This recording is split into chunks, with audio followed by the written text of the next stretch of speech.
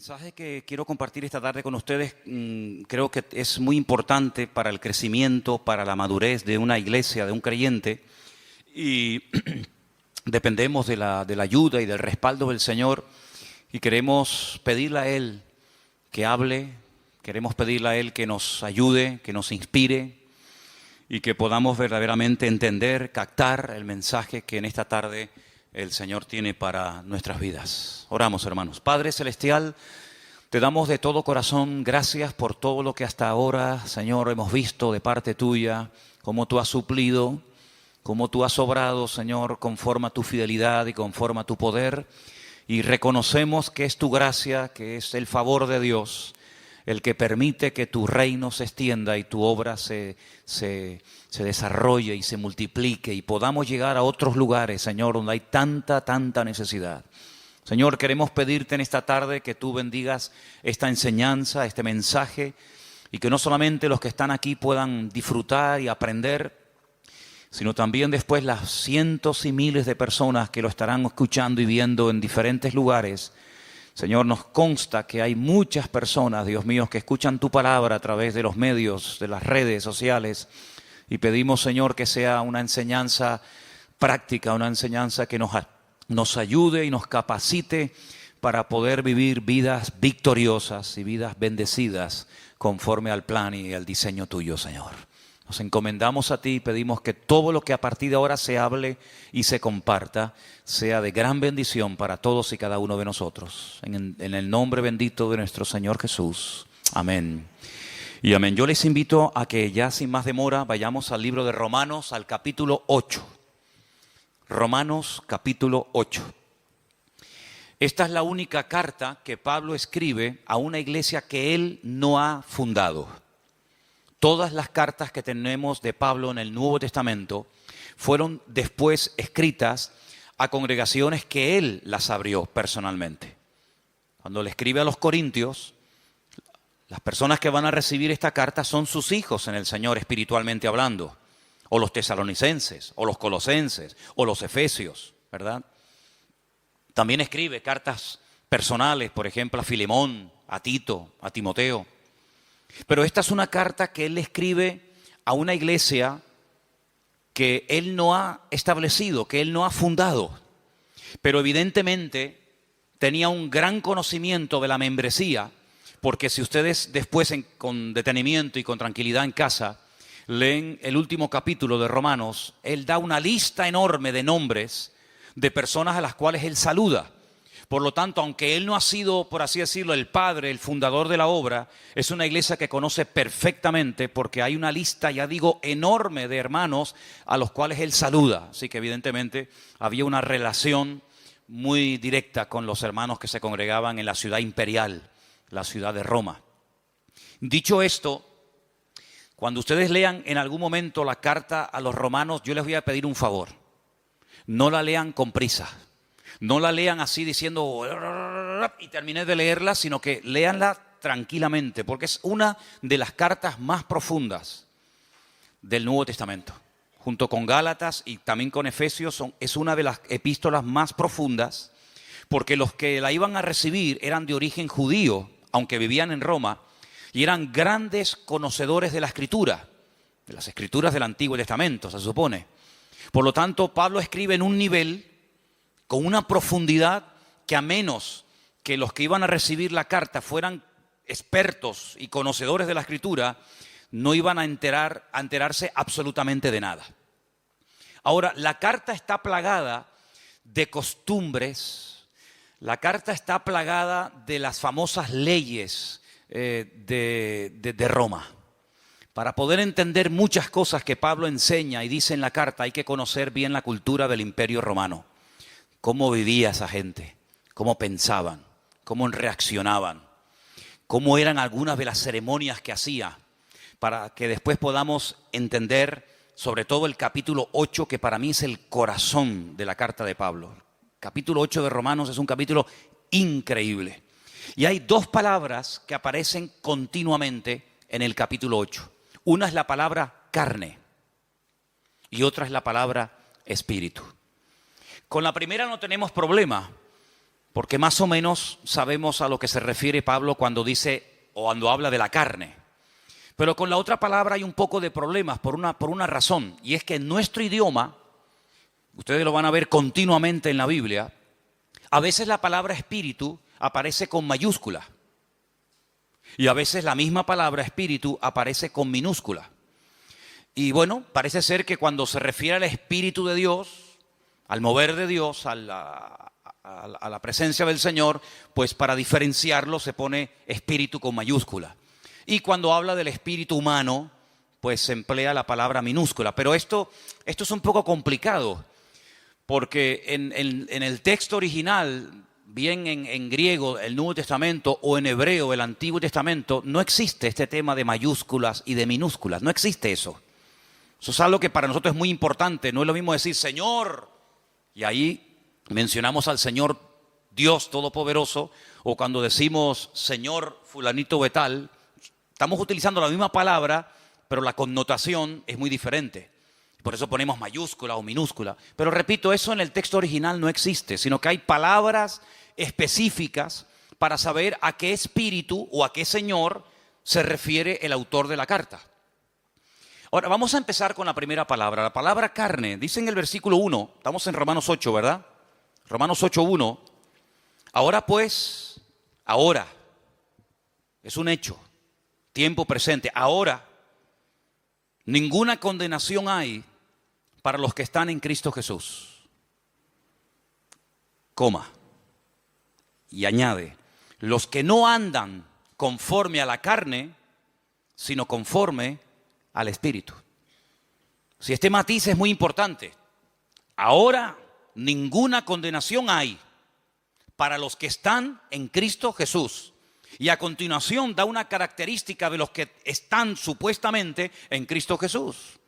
Dice que no andan, no se comportan, no actúan, no viven, no piensan, no reaccionan según la carne, sino de una forma diferente. Y dice, sino conforme al Espíritu. Las características de una persona que vive en la carne. Ahora explicaremos a qué se refiere Pablo cuando dice la carne. Y las características, la evidencia exterior de una persona que vive en el Espíritu es abismal. No tiene ni punto de comparación una cosa con otra. Por ejemplo, si ustedes prestaron atención a la lectura que se leyó hoy aquí, basada en Gálatas capítulo 5, el apóstol Pablo hace una tremenda diferencia entre las manifestaciones, las características, el estilo de vida de uno que vive en la carne a uno que vive en el Espíritu. Por ejemplo, él menciona más de 17, escuchen, más de 17 manifestaciones diferentes de una persona que puede vivir en la carne. Y ahí menciona adulterio, fornicación, orgías, borracheras, pleitos, celos, iras, contiendas, disensiones, etcétera, etcétera, etcétera. Ese es el estilo de vida de una persona que digamos que no es creyente, bíblicamente que está en la carne. Y después por otra parte dice, pero el fruto, lo que se manifiesta, lo que es notorio y palpable en la vida de un hombre o de una mujer que vive o que pretende y quiere vivir en el Espíritu es amor, gozo, paz, paciencia, benignidad, bondad, mansedumbre, fe, templanza, etcétera, etcétera. Entonces tú dices, oye, es que no tiene nada que ver las características de una persona que vive en el Espíritu a las características de una persona que vive en la carne. Las personas que viven en la carne generalmente son personas que no valoran el don, uno de los dones más grandes e importantes que tiene todo ser humano, y es el tiempo. El tiempo es un concepto que ha sido creado por Dios como regalo a la humanidad. Sabemos que Dios no se mueve en nuestro tiempo, es atemporal, es eterno. Pero el concepto tiempo, eso de minutos, segundos, horas, milenios, años, siglos, etcétera, eso es algo que tiene que ver con nuestras reglas de juego, es nuestro patrón de conducta. Es ahí donde nos movemos. Y ese es un regalo que Dios le ha dado a todo ser humano. Mira, el ateo más ateo del mundo, cuando se levanta por la mañana, tiene 24 horas. Y el creyente más santo y más consagrado al Señor tiene exactamente lo mismo, 24 horas. Y una persona que no quiere saber nada de Dios, que tiene un modelo, un diseño de vida totalmente antagónico, opuesto al de un creyente, tiene una semana de 7 días. Exactamente igual que la semana de 7 días que tiene un creyente. Luego, el concepto tiempo es un regalo universal. Los blancos, los negros, los ricos, los pobres, en todos los continentes de la tierra, el tiempo es igual para todo el mundo. Y una de las características de una persona que vive ajeno a la voluntad de Dios, ajeno al diseño de Dios, es decir, que vive en la carne, es que desperdicia el tiempo, no lo valora. Ahora, cuando Pablo le escribe a los que quieren vivir esforzándose en el Espíritu, dice, ojo, aprovechen bien el tiempo.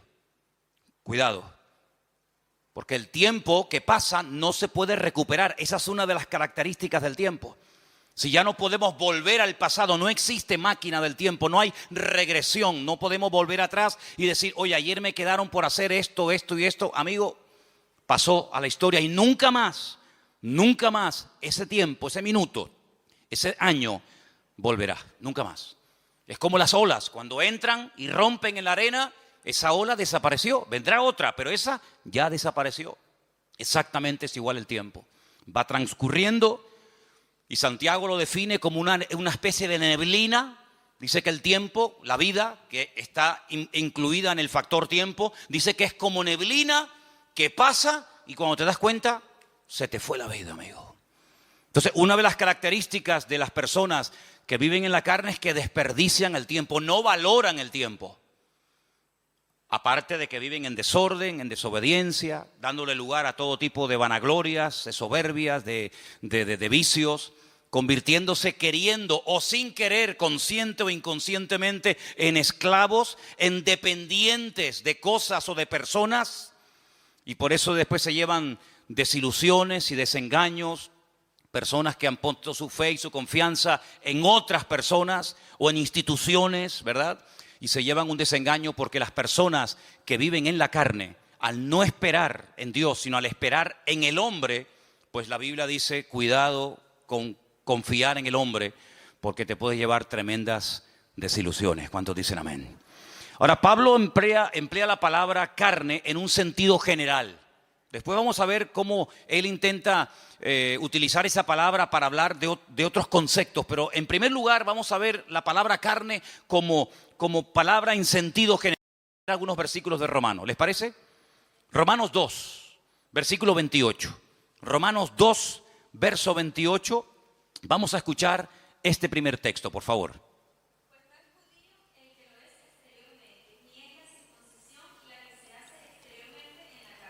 ¿Ves? Cuando Pablo habla del rito, de la ceremonia de la circuncisión, es una operación, es una marca que se le hace al varón a los 8 días. ¿En dónde? En la carne. Entonces, él tiene obligatoriamente, cuando hace referencia a esa ceremonia, a ese rito, que mencionar la palabra carne. No puede mencionar otra porque es la que le cae como anillo al dedo. Porque está hablando de la carne física, ¿verdad? Entonces la circuncisión, al ser algo hecho en la carne, tiene que utilizar evidentemente esa palabra. No tiene una doble connotación, sino que en ese caso se refiere literalmente a la carne, ni más ni menos. Cuando se habla, por ejemplo, de personas que vivieron en el pasado, como por ejemplo el patriarca Abraham, en el capítulo 4, verso 1, vuelve otra vez a aparecer el mismo término. ¿Lo leemos? Romanos 4, 1. ¿Qué pues diremos que halló Abraham, nuestro padre, según la carne? Sí, Abraham no es un personaje de la mitología. Abraham no es un personaje inventado de ciencia ficción, sino fue un personaje de carne y hueso. Y cuando se hace referencia al patriarca Abraham, se dice, bueno, ¿qué fue lo que encontró a lo largo de la vida el patriarca Abraham cuando estaba en carne? Es decir, cuando estaba vivo.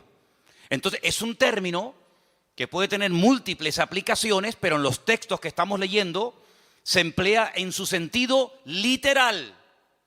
Tenemos también en el caso de Cristo, nuestro Señor Jesucristo, en el capítulo 1, versículo 3, otra mención a la palabra carne. Leámosla.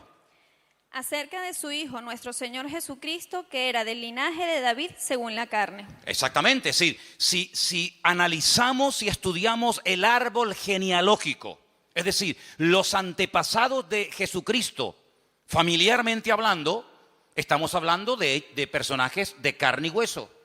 Entonces vemos cómo Pablo, cuando habla acerca de la parte humana, no de la parte divina, sino de la parte humana del mismísimo Señor Jesucristo, tiene que recurrir al término carne, porque Jesús no era un espíritu. Jesús no era una visión que se presentaba y se desvanecía, sino que era una persona que tenía brazos, que comía, que sudaba, que se cansaba, que necesitaba caminar para trasladarse de un lugar a otro porque vivió en carne. Y Pablo utiliza esa palabra sin ninguna doble intención, sino con la connotación literal de dicha palabra. Ahora bien, Pablo también utiliza el concepto o la palabra carne haciendo referencia a nuestra antigua vida, es decir, a lo que éramos antes de conocer al Señor. Y ahora vamos a ver cómo el término pasa de su literalidad más rotunda y absoluta a un término que hace referencia a un patrón de conducta, a un estilo de vida que nos caracterizó durante años hasta que llegamos al conocimiento de la verdad. Comenzamos con Romanos 7, versículo 5. Ahora la palabra carne ya tiene otra connotación. Escuchen el texto. Porque mientras estábamos en la carne, las pasiones pecaminosas que eran por la ley obraban en nuestros miembros, llevando frutos para muerte. Cuando estábamos en la carne, pero Pablo, cuando tú estás escribiendo la carta a los romanos, ¿qué estás en el espíritu? Ya no existe la figura, el personaje de Pablo, sí. Pero cuando él está hablando acerca de nuestra antigua vida sin Cristo, dice cuando vivíamos en la carne, ya es otra connotación diferente. ¿Me explico? Romanos 8:4, otra vez refuerza el término. Para que la justicia de la ley se cumpliese en nosotros, que no andando conforme a la carne, sino conforme al Espíritu. Ahora hay una vida nueva en Cristo.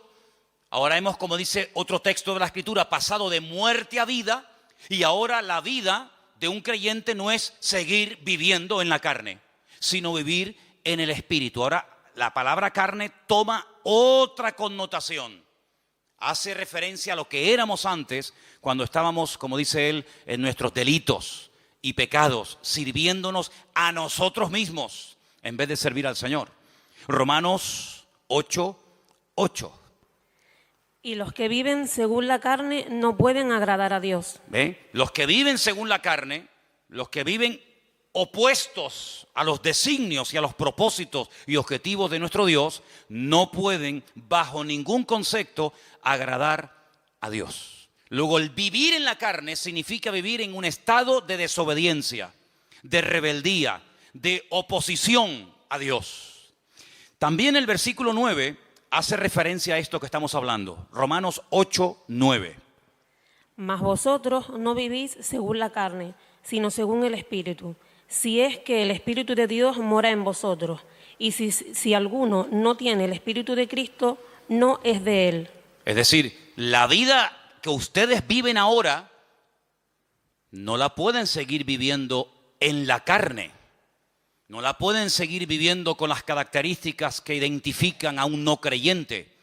Porque si ustedes son verdaderamente hijos de Dios, el Espíritu de Dios ahora está dentro de vuestras vidas y ese Espíritu os impulsa por otros derroteros a hablar de una forma diferente, a comportarte de una forma diferente, porque ahora ya no eres dominado por el ego, dominado por tus pasiones, por tus apetitos y por tus vanaglorias y tus concupiscencias, sino que ahora eres guiado por el Espíritu Santo de nuestro Dios.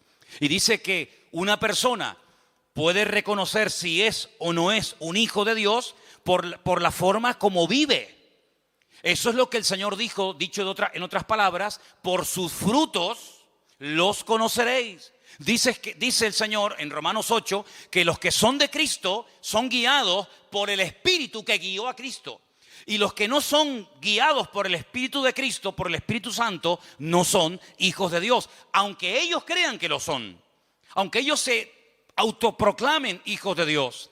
Porque luego hay un concepto tremendamente profundo e interesante, del cual hablaremos también esta tarde, y es el término adopción.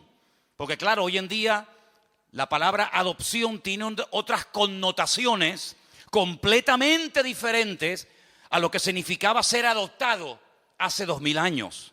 Pero de eso hablaremos un poco más adelante. Romanos 8:12, un texto más.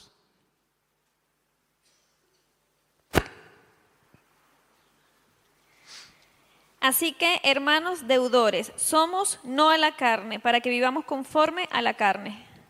Muy bien, entonces hemos visto cómo Pablo utiliza la palabra carne como en sentido literal, pero también utiliza ese término cuando hace referencia a una vida de desobediencia, fuera, ajeno a la voluntad de Dios. Y no hay nadie aquí, no hay nadie, ninguno de nosotros puede decir, yo nunca viví en la carne. Porque esa es una de las características innatas del ser humano. Pablo utiliza una analogía, la carta a los Romanos está llena de analogías, comparar una cosa con otra. Y hay un momento en el que Pablo, para que podamos entender más lo que es vivir en la carne con sus consecuencias y lo que es vivir en el espíritu con sus correspondientes consecuencias, echa mano del primer hombre, echa mano de Adán. Y él dice, en Adán todos pecamos. En Adán todos estamos en cierto sentido identificados. Y tú dices, bueno, pero yo no pequé como Adán. ¿Yo qué culpa tengo que Adán haya pecado para que Dios a mí hoy por hoy me considere culpable o pecador? Es que nosotros no somos pecadores porque pecamos. No. Nosotros pecamos porque somos pecadores. Lo voy a repetir. Nosotros no nos convertimos en pecadores cuando pecamos. Es que nosotros pecamos porque somos pecadores. Y nosotros no morimos porque hayamos cometido un pecado, sino que nosotros morimos porque Adán era el representante de la raza humana, aunque en ese momento no existía raza humana, pero era el cabeza de toda la raza humana que vendría posterior a él. Y todo lo que él hizo es como si tú y yo lo hubiéramos cometido. Prueba de ello que cada vez que vas a un cementerio, cada vez que vas a un entierro, te puede venir a la cabeza decir, esta es la consecuencia del pecado de Adán. Así como en Adán todos mueren, así como en Adán el sello, el estigma de la desobediencia, de la rebeldía y de ser pecadores es notorio y evidente, ahora el apóstol Pablo dice, pero hay un segundo Adán y lo llama el Señor Jesucristo. Y así como en Adán todos mueren, en Cristo todos viven. Entonces nosotros tenemos que tomar una decisión cada día. ¿Como quién quiero vivir? ¿Como Adán o como Cristo? ¿Cómo quiero vivir? ¿En qué equipo quiero jugar? ¿En el equipo de Adán o en el equipo de Cristo? Porque si me identifico con Adán y cada vez que hago mi voluntad y cada vez que desobedezco y cada vez que rechazo a Dios, tengo que sufrir y experimentar a corto y a largo plazo las consecuencias.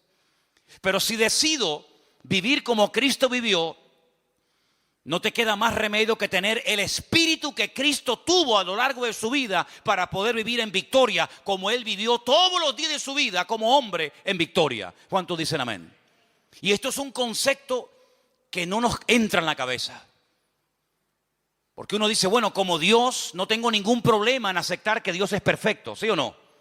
Dios es perfecto, es inmutable, no hay sombra de variación.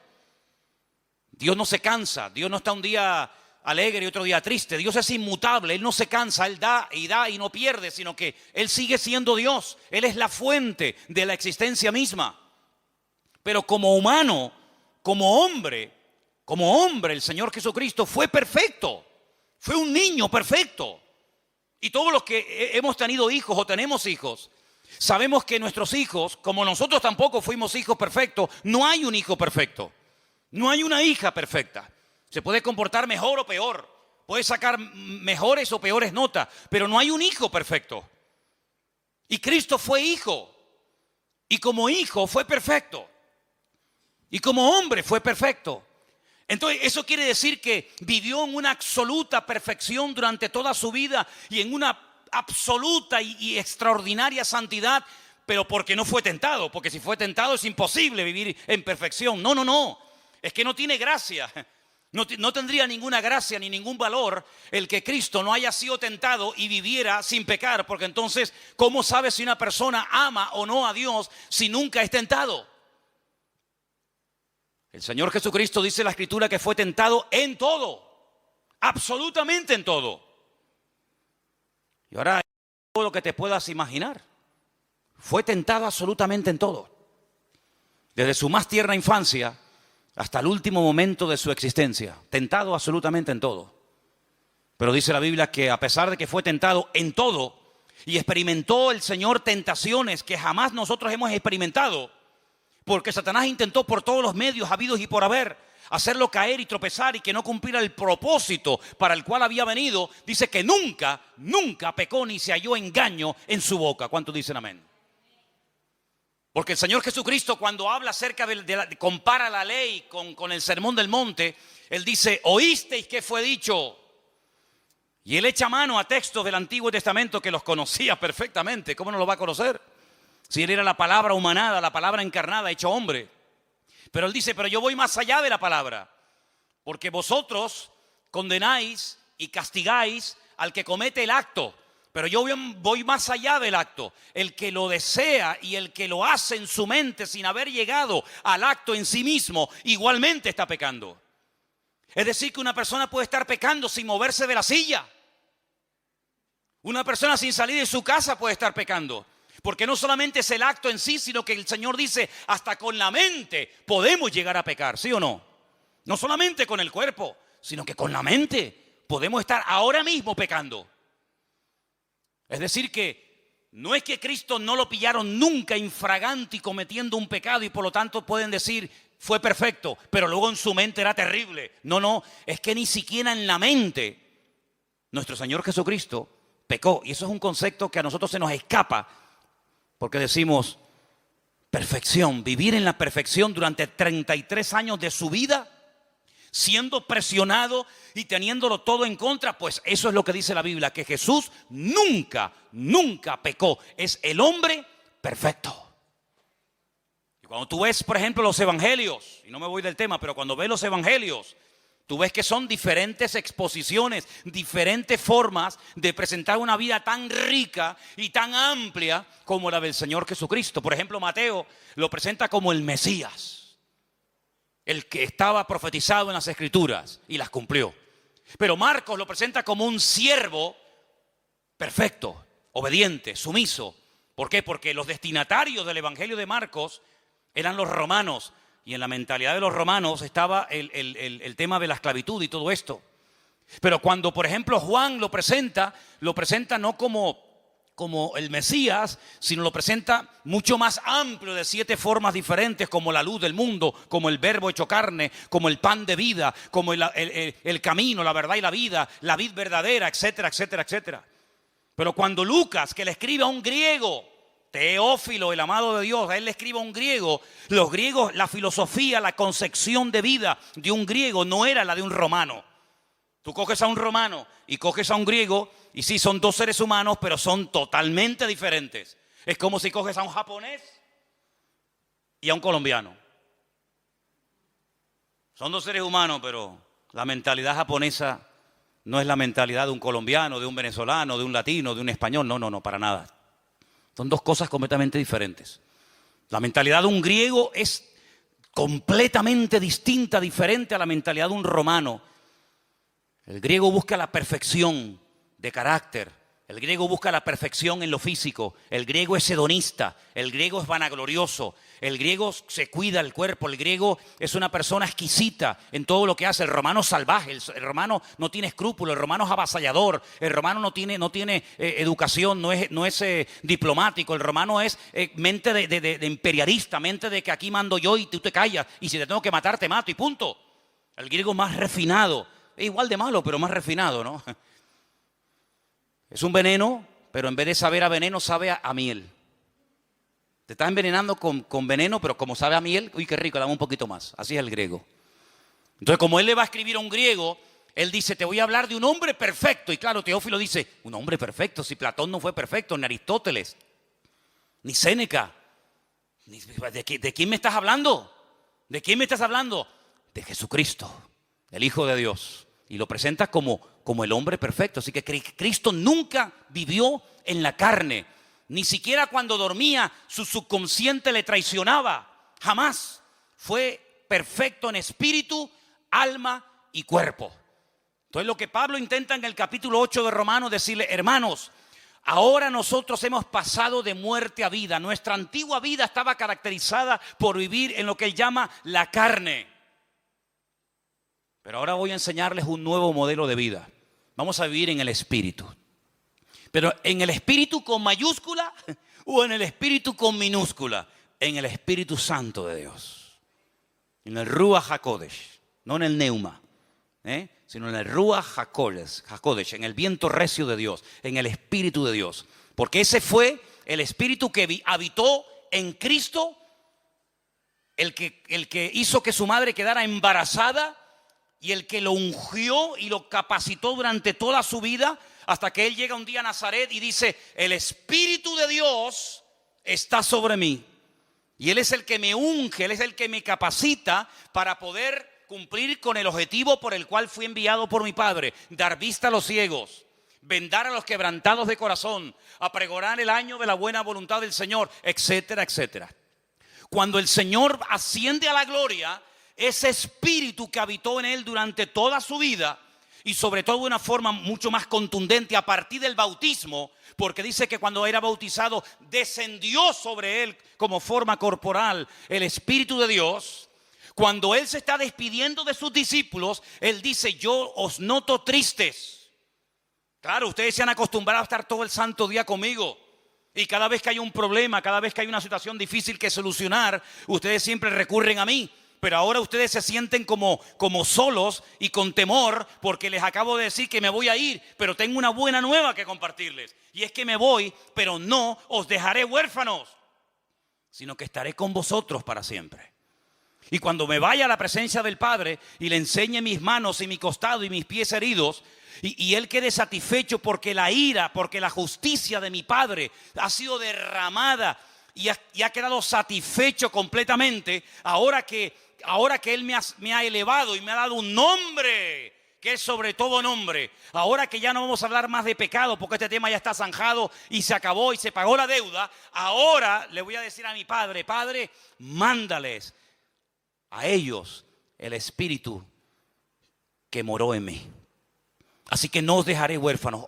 Rogaré al Padre para que os envíe al Consolador, para que esté con vosotros para siempre. Y escuchen: Él tomará de lo mío y os lo hará saber. Él os recordará todas las cosas que yo os he enseñado. Y no solamente hará cosas maravillosas en vosotros, que os dirá cosas que van a acontecer en el futuro para que estéis preparados, sino que Él irá delante de vosotros, y cuando prediquéis mi palabra, Él será el que convencerá al pecador de pecado, de justicia y de juicio. Y así da una enseñanza tremenda en el Evangelio según San Juan acerca de las funciones o características, el impacto del Espíritu Santo a través de la vida de los discípulos, a través de la vida de los creyentes. Y por eso Pablo, que es consciente de esto, dice: cuando una persona es guiada por el Espíritu de Dios, esa persona es de Dios. Pero cuando una persona lo oyes hablar y miras cómo vive y cómo se comporta y cómo reacciona y cuál es su estilo de vida, tú puedes darte cuenta de que no está siendo guiado por el Espíritu de Dios, porque no le importa para nada ese tema, sino que está viviendo en la carne, totalmente opuesta a la voluntad y el propósito de Dios para su vida. Y Pablo dice, escuchen bien esto, lo dice en Romanos 8: si el Espíritu de aquel que levantó a Cristo de los muertos mora en vosotros, también vivificará vuestros cuerpos mortales por su Espíritu que ahora mora en vosotros. Es decir, cuando Cristo está en la cruz, hay momentos en los que Él habla, momentos en los que Él expresa necesidades físicas, momentos en los que Él ora, momentos en los que Él pide cosas. Pero hay un momento en el que Él dice: Padre, en tus manos encomiendo mi espíritu. Y entrega el Espíritu al Padre. Y la palabra del Señor nos enseña que el Espíritu de Cristo es el que ha sido derramado en todos y en cada uno de los creyentes hoy en día. Y por eso Pablo dice, hermanos, ya no os embriaguéis con vino, en lo cual hay disolución. Antes bien, sed llenos del Espíritu de Dios, hablando, cantando entre vosotros con salmos, con himnos, con cánticos espirituales, alabando a Dios, dando siempre gracias al Señor. Y no lo contristéis, no entristezcáis, no apaguéis al Espíritu, sino antes bien, todo lo contrario. Y termina el libro, termina las Sagradas Escrituras diciendo, por si no ha quedado claro todo lo que ha dicho Pablo, Santiago, Mateo, Marcos, Lucas, Juan, etcétera, el que tiene oídos para oír, que oiga lo que el Espíritu todavía le tiene que comunicar a la iglesia. ¿Cuántos dicen amén? Esto es algo tremendo, porque la vida de un verdadero creyente ya no puede estar guiada por la carne, por sus pasiones y deseos, sino tiene que ser guiada por el Espíritu de Dios. Ahora, como el hombre no nace salvo, como el hombre no nace siendo hijo de Dios, como el hombre ya viene condenado por el pecado de Adán, por el estigma del pecado de Adán, se tiene que producir algo milagroso en el ser humano, y que es la adopción. Y hablemos de la adopción. Quiero que vayamos a Romanos, capítulo 8, del versículo 12 en adelante, y dice así, Romanos 8, versículo del 12 en adelante. Así que, hermanos, somos deudores, no a la carne, para que vivamos conforme a la carne. Porque si vivís conforme a la carne, moriréis. Mas si por el Espíritu hacéis morir las obras de la carne, viviréis. Porque todos los que son guiados por el Espíritu de Dios, estos son hijos de Dios. Pues no habéis recibido el espíritu de esclavitud para estar otra vez en temor, sino que habéis recibido el espíritu de adopción, por el cual clamamos, Abba, Padre. El Espíritu mismo, escuchen bien esto es tremendo. El Espíritu mismo da testimonio a nuestro espíritu de que somos hijos de Dios. Y si somos hijos, también herederos. Herederos de Dios, coherederos con Cristo, si es que padecemos juntamente con Él, para que juntamente con Él seamos glorificados. Ahora, la ceremonia, el acto de adopción en el Imperio Romano hace 2000 años era algo muy profundo, muy complicado y lleno de una ceremonia y de una parafernalia increíble. No es como hoy en día que dices quiero adoptar un niño y con dinero te vas a la China o te vas a un sitio y adoptas a un niño y te hacen una especie de test psicológico y ven si tienes los requisitos, si tienes la economía para hacerlo, etcétera, etcétera, etcétera. En el Imperio Romano, ¿cómo se adoptaba una persona? ¿Qué se hacía? Primeramente, había dos procesos. La palabra es mancipatio, la primera etapa de la adopción, y la segunda es vindicatio. Se cogían monedas, una balanza y 7 testigos, y se iba a la autoridad correspondiente, y lo que se hacía era como que se ponía a la venta a un hijo, a una persona. Entonces se decía, vendo a fulanito de tal.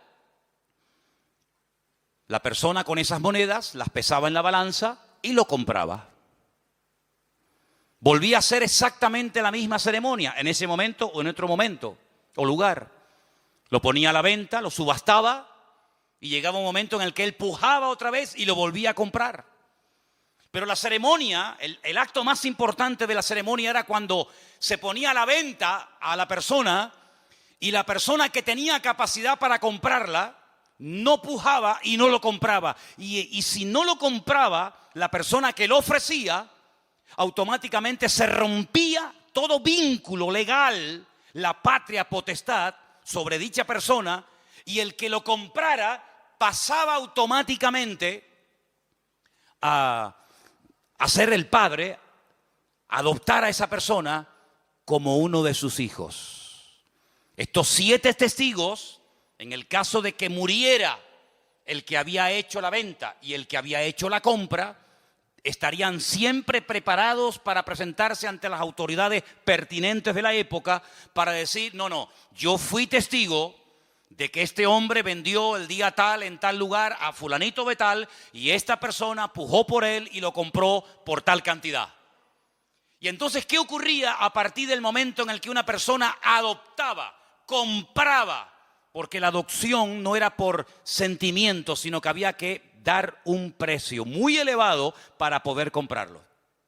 A partir de ese momento, todos los derechos y obligaciones que tenía el que había sido adoptado con su antigua familia o con la persona que lo había vendido, quedaban automáticamente anulados.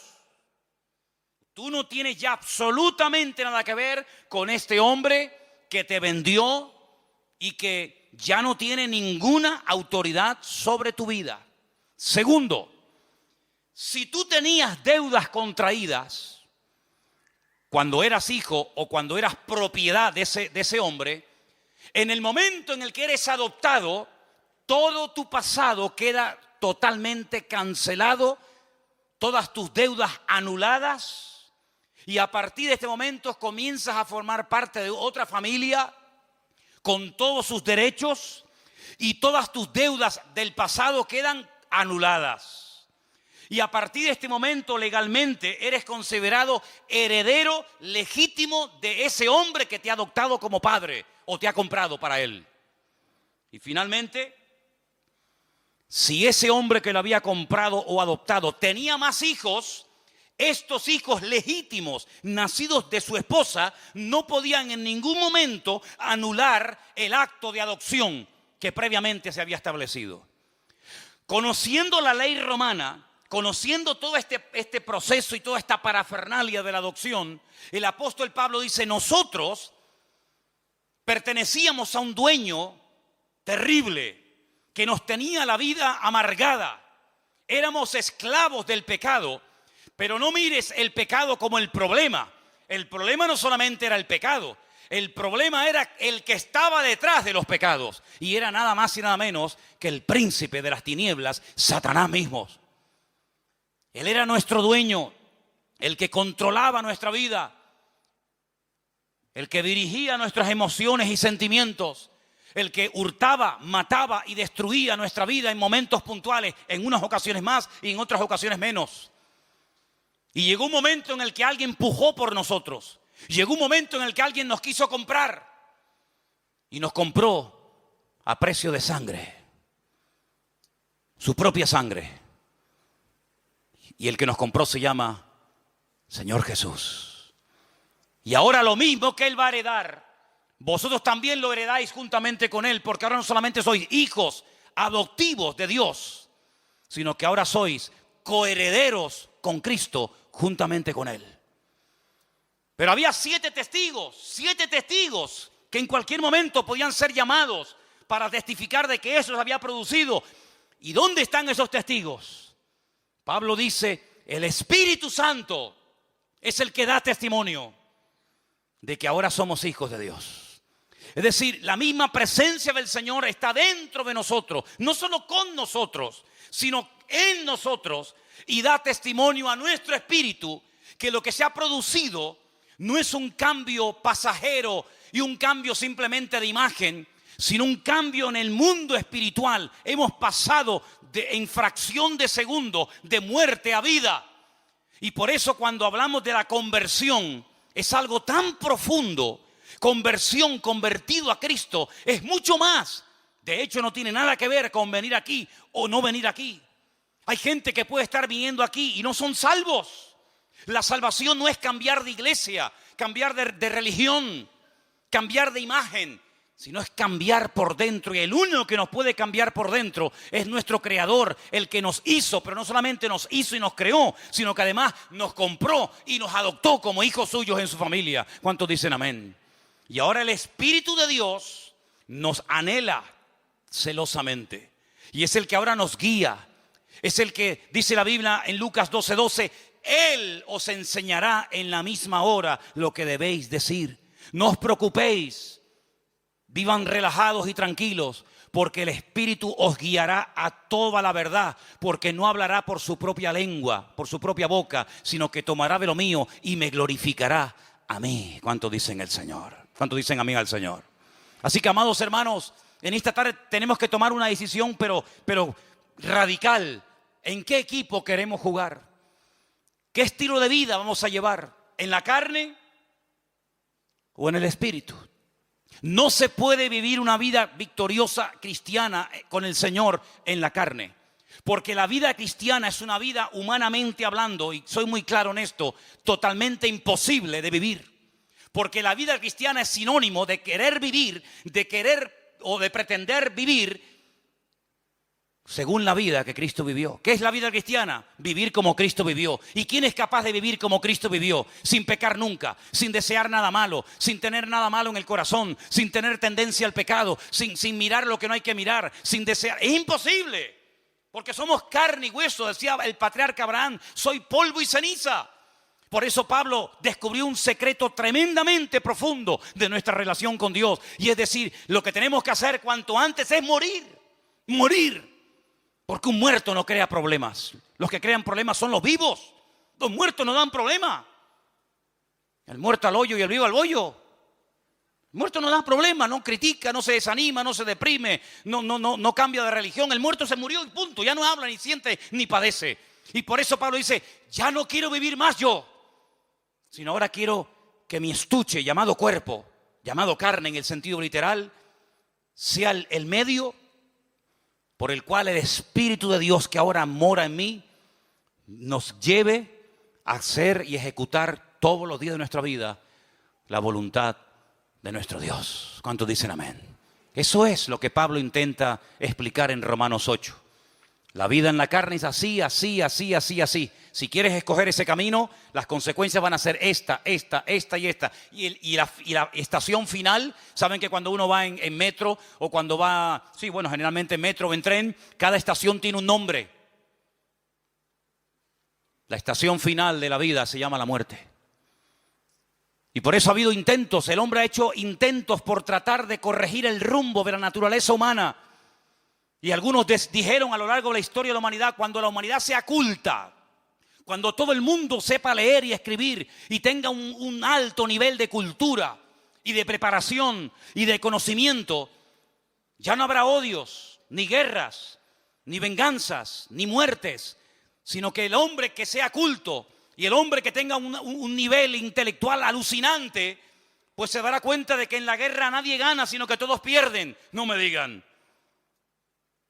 La gente más sabia y culta de Europa fueron los que crearon una guerra donde murieron más de 65 millones de personas. Y era el país más culto y con más conocimiento que jamás ha existido. Así que se demostró que no es el conocimiento ni el saber lo que hace que el hombre no peque. Entonces otro dijo, no era ese el camino. El camino es que todos sean iguales. Porque así se evitan las envidias y los celos. Tú tienes más, yo tengo menos. Tú eres rico, yo no llego a fin de mes. Tú tienes un cochazo, yo tengo que ir caminando. Cuando todo el mundo sea igual, no haya propiedad privada y todo sea de todos, entonces el hombre será feliz. Ya. Vamos a intentarlo. Y los que inventaron esto dijeron, vamos a probarlo. Y tuvieron 70 años. Primeramente para probar en su tierra, más aparte a donde las exportaron. La utopía de que cuando todos seamos iguales, se acabarán las envidias y los celos y las vanaglorias. Y fue un auténtico fracaso. Pero el Señor dijo algo. No vamos a hacer que todos sean iguales porque eso es imposible. No vamos a darle a todos todo lo que piden porque eso es imposible. Vamos a hacerlo al revés. En vez de afuera para adentro, vamos a hacerlo de adentro para afuera. Vamos a poner en el hombre un nuevo corazón. Cambiemos la naturaleza del hombre. Que en vez de comportarse como hombre pecaminoso y carnal, se comporte como un ser espiritual. Pero ¿dónde le enseñamos eso? No se puede enseñar. ¿Dónde le transmitimos ese conocimiento? No se puede transmitir. Es una obra interna que hace el Señor en el corazón del ser humano. Y cuando el Señor entra en nuestras vidas, desde adentro comienza a cambiarnos. Y entonces Pablo dice, sé vivir en abundancia y sé vivir en escasez. Porque todo lo puedo en Cristo que me fortalece. Ya no me importa si tengo o no tengo. Ya no me importa si me aman o me odian. Ya no me importa si soy aplaudido y venerado o soy criticado y calumniado y perseguido. No, ya no me importa eso. Porque ya no son los factores externos. Ya no es el tener, ya no es el ser, sino es la nueva criatura que el Señor pone en nuestros corazones. Eso, todos los sistemas habidos y por haber, todos los sistemas, y ustedes mencionen ahí los que quieran, todos han sido un auténtico fracaso, porque todos intentan desde afuera cambiar y perfeccionar la vida del hombre, pero el Señor lo hace de adentro hacia afuera, y dice, el que cree en mí, de su interior correrán ríos de agua viva. Pero hay algo que tengo que decir como palabra final. Esta obra, que es la que funciona, la genuina, la auténtica, la que hace que todo sea diferente, aunque no tengas trabajo, o sí, o tengas marido, o te haya abandonado, o te sientas fuerte o enferma. Esta obra perfecta, que es cuando el corazón es cambiado, cuando el Espíritu de Dios entra en el corazón y dice que lo convierte de carne a un corazón, de piedra a un corazón de carne. Cuando te circuncida el corazón, esta obra, que es la que funciona y perdura, hay un factor para que funcione que es de vital importancia, y es la voluntad humana. Porque el comunismo se implantó, te guste o no, y las leyes se adoptan, se adaptan o se cumplen, te gusten o no. Pero esta ley divina que transforma la naturaleza del hombre no se puede llevar a cabo si el hombre se cierra, dice, no me interesa. Quiero seguir viviendo a mi manera. Y el Señor, como se ha sujetado a nuestras reglas de juego, cuando se come una ficha en el parchís, ¿cuánto se cuenta? 20. Y cuando se mete la fichita dentro de casa, 10. Y cuando te salen 3-6, a casa. Son las normas. ¿Sí o no? Pues el Señor dice, ustedes han creado unas normas ajenas a mi palabra, y una de las normas que ustedes tienen es que se creen autosuficientes. Está muy bonito, muy interesante. Esto le viene bien a este que es un pobre desgraciado, que le viene bien para cambiar, pero yo no. Yo nunca he sido drogadicta, yo nunca he sido mala persona, yo he sido una buena madre, yo soy un buen padre, una persona trabajadora, yo he sido siempre una persona honrada, yo. Yo a ti sinceramente no te necesito para nada. Tú si quieres ayuda a toda esta maraña de desgraciados y de enfermos y de tarados y de no sé qué, pero yo no, porque yo soy la reina del mambo, el tapón del océano. Y cuando una persona llega a ese nivel de vida y hablar así, ha llegado a una ceguera tan tremenda que ya no te das cuenta de lo mal que estás. Y has cruzado una línea muy peligrosa, y es la de no querer arrepentirte. Y cuando no te quieres arrepentir, Dios no se mete donde no lo llaman. Entonces, para que todo esto funcione a la perfección, lo que tenemos que hacer es decir, Señor, perdóname. Porque el único pecado que Dios no perdona es aquel por el cual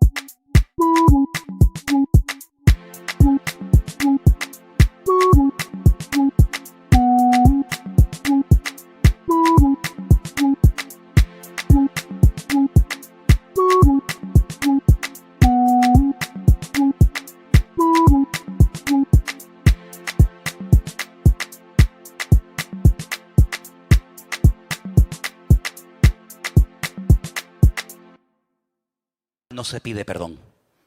Si usted no pide perdón por su pecado, Dios no le puede perdonar. Pero en esta tarde se ha predicado la palabra, se ha sembrado la palabra en tu vida y en tu corazón. Y quiero que con nuestros ojos cerrados un momentito escuches estos últimos textos, estos últimos versículos, y que los tengas presente en esta tarde en tu vida. Primera de Juan, nos lo va a leer nuestra hermana. No améis al mundo, ni las cosas que están en el mundo. Si alguno ama al mundo, el amor del Padre no está en él. Porque todo lo que hay en el mundo, los deseos de la carne, los deseos de los ojos y la vanagloria de la vida, no provienen del Padre, sino del mundo. Y el mundo pasa y sus deseos, pero el que hace la voluntad de Dios permanece para siempre. Amén, así es. Cuando alguien ama al mundo, cuando alguien ama las cosas del mundo, dice que el amor del Padre, el amor de Dios no está en él. Así de simple.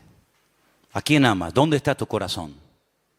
Dice que donde está tu tesoro, ahí estará tu corazón. ¿Dónde está tu corazón? ¿Dónde está tu tesoro? Si tu tesoro no es Dios, ¿cómo lo vas a amar? Si tu tesoro no es la voluntad de Dios, ¿cómo la vas a querer hacer? Cuando se vive en la carne, es imposible agradar a Dios. Las consecuencias de vivir en la carne, a corto y a largo plazo, es esclavitud, desilusión y finalmente muerte. Pero el resultado de vivir en el Espíritu es que uno es guiado a la verdad. Uno es guiado en la vida por el camino que uno quiere ser guiado. Escucha bien esto. Si quieres ser guiado por el Señor te va a guiar. Y esto es algo intransferible. Papá no puede trasladar esta vida a los niños, aunque quieras, ni los niños a sus padres, ni la esposa al marido, ni el marido a la esposa. Es algo personal, individual.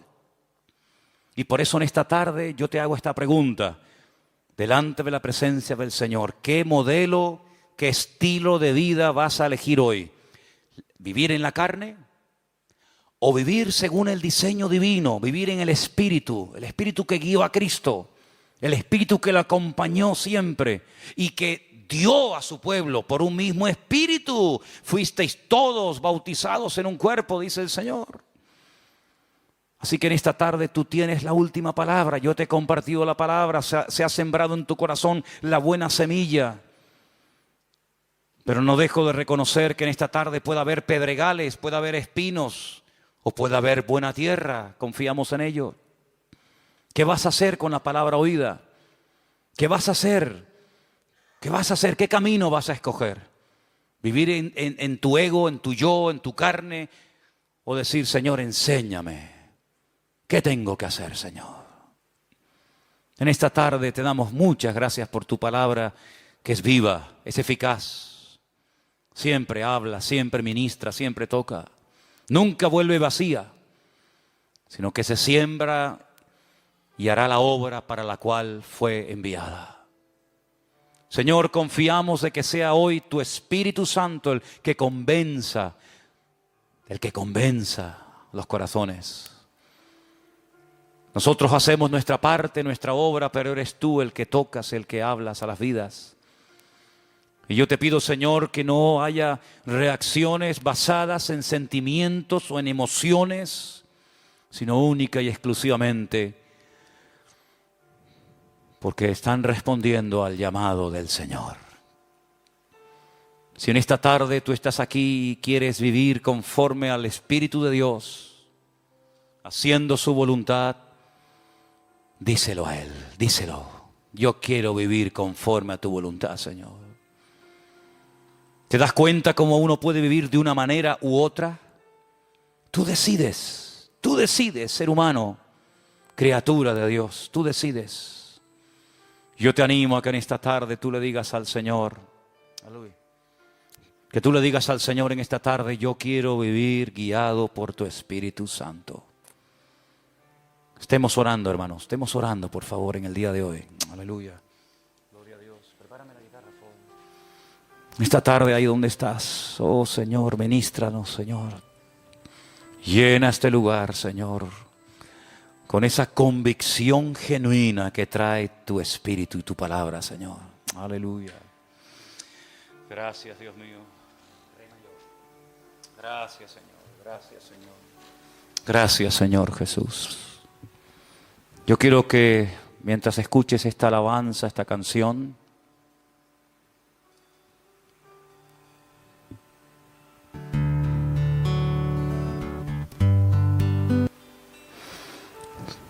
tú estés dejándote tratar por la presencia del Señor.